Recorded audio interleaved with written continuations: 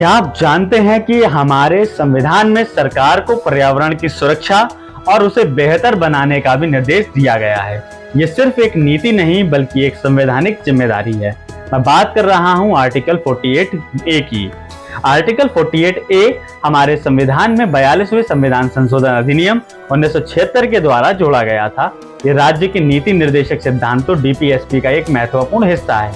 यह कहता है कि राज्य देश के पर्यावरण के संरक्षण तथा संवर्धन का और वन्य तथा वन्य जीवों की रक्षा करने का प्रयास करेगा। इसका मतलब है सरकार को दो मुख्य बातों पर ध्यान देना चाहिए।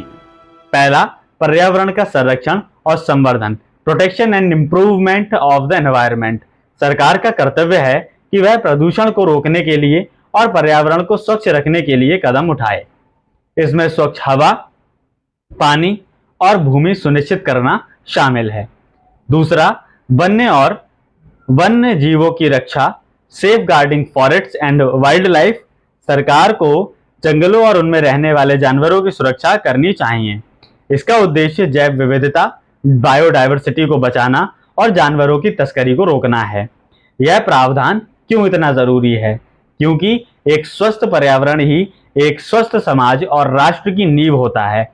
इसी आर्टिकल की प्रेरणा से वन्य जीव संरक्षण अधिनियम 1972 और पर्यावरण संरक्षण अधिनियम 1986 जैसे महत्वपूर्ण कानून बने हैं।